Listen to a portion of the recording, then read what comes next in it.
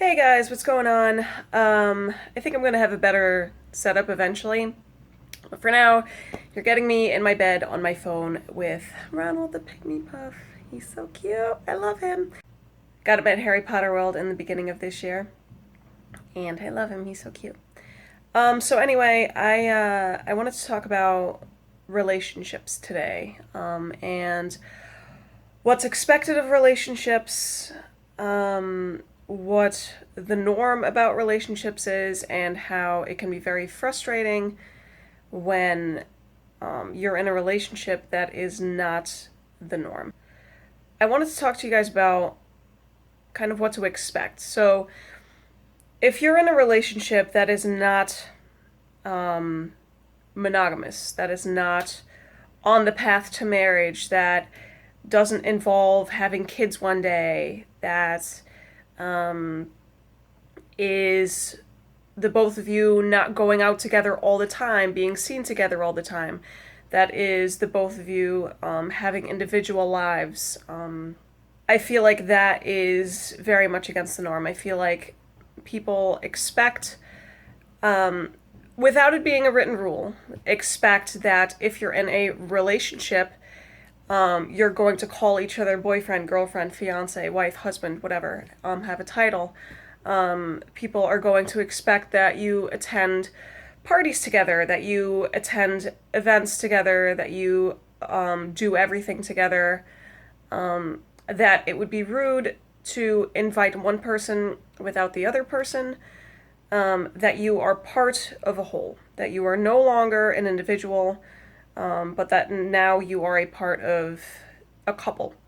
People expect that when you are in a relationship, when you are a couple, you are no longer talking to other people of the opposite sex or the same sex in a sexual way. That is now no longer allowed, and that is very much frowned upon. So whenever you are in a relationship that is against that, where other people are still,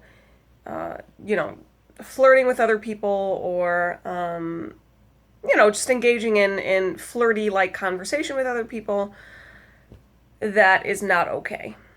And of course, like, you're probably thinking, oh no, oh, it's totally not. Like, I'm really open-minded about things like that. Like, I'm not about traditional relationships, we live in 2016.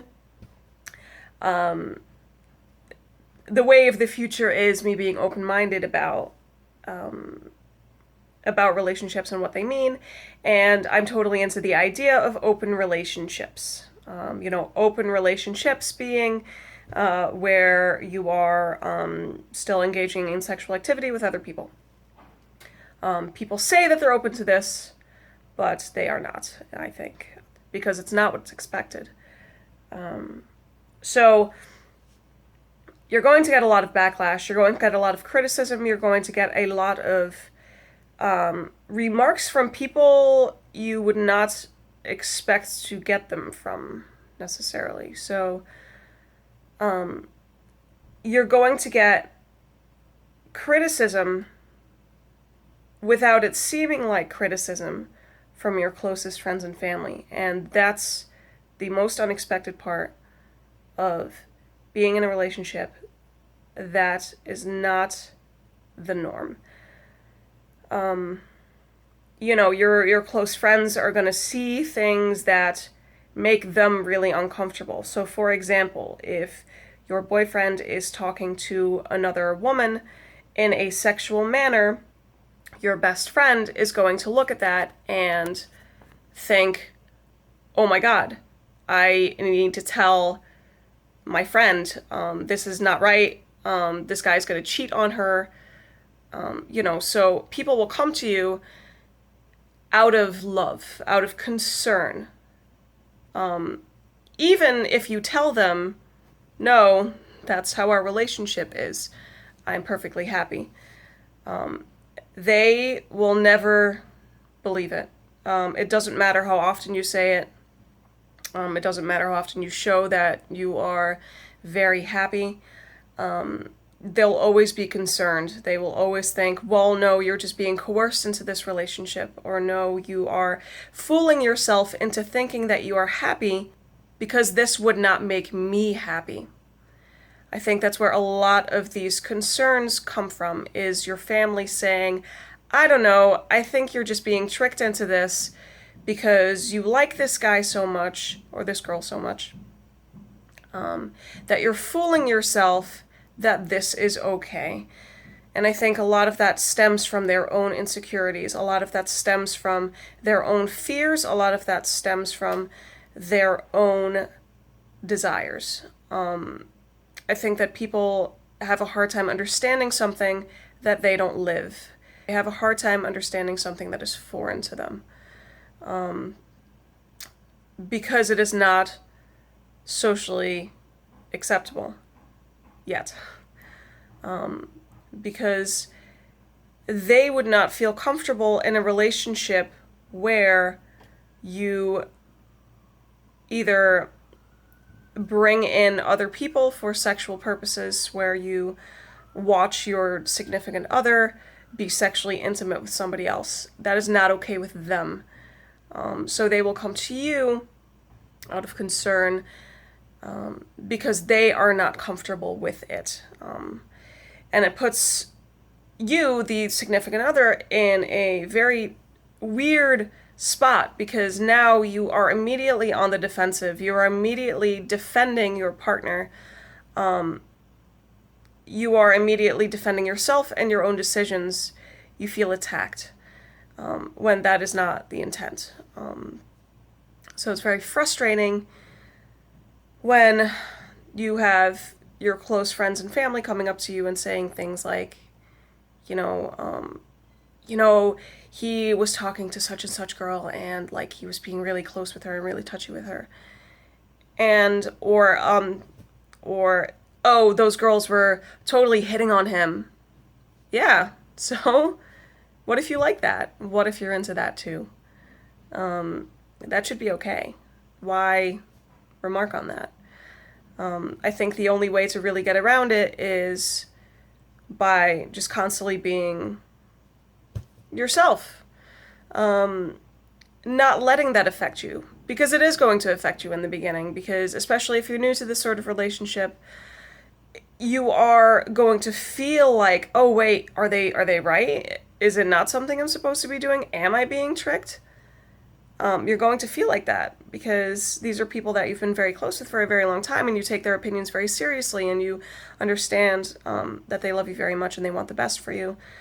So when they are saying things that they think is bad for you, or when they're expressing that they think something is bad for you, you're of course going to listen to them. You're of course going to think twice. But at the end of the day, you have to listen to yourself and listen to your heart and know what makes you happy and know what turns you on. And it's a struggle to try to break the mold. It's a struggle to be almost a pioneer within your community because nobody else is doing it. Because nobody else is comfortable doing it. So I think the only way really around it, well, not around it, but the only way really to deal with it is to just keep on being true to yourself, because I think that people will pick up on your authenticity. They will pick up on your honesty and what your intentions are. And I think that eventually they'll see it and they'll be okay with it. And you know what? Maybe they'll realize that it's something they can do too. That they don't have to stick to what society tells you. They don't have to stick to what the media tells you, what Disney movies tell you is the right way to have a loving, caring, wonderful relationship. So, I don't know. I think I'll end it there. It's just something that's been frustrating me for a long time. Because, you try to live your life to the happiest of your abilities. You try to live your life to the best of your ability, and you want to be true to yourself. And while you're still discovering who you are, it's sometimes difficult to get criticism that throws you off your path. But you have to always remind yourself that it'll be okay, that, you know what, if you do make a mistake, at least you made it knowing that you gave it your all. Um, if you make a mistake, at least you made a memory out of it. That if you made a bad choice, that's okay because that's the only way you grow. So don't let other people get in your head about what's supposed to be right and what's supposed to be wrong and what's acceptable and what's not acceptable, because in your heart of hearts you know those things. If something's wrong for you, you'll feel it. You know it deep down, and you have to constantly take a look at yourself and question yourself and look at your future and look at your goals and see if this is the path that you want to be on. And I think that your friends and family will follow when they realize that you're being authentic. I hope that, it's a little nugget of curiosity for you, that you'll look at your own life and your own relationships, and that you'll know that it's okay to experiment. It's okay to do things that are not normal. It's okay if you want to be married and not want to live together. It's okay if you want to have children and not be married and not live together. It's okay to have children and live together and not be married. It's okay to have a partner or two. It's okay to live with two partners in the same household and be in a polyamorous relationship. It's okay to love two women at the same time. It's okay to love two men at the same time. It's okay to love three people. As long as everybody is on the same page and as long as everybody is happy in whatever sort of weird relationship you have, then what's wrong with it?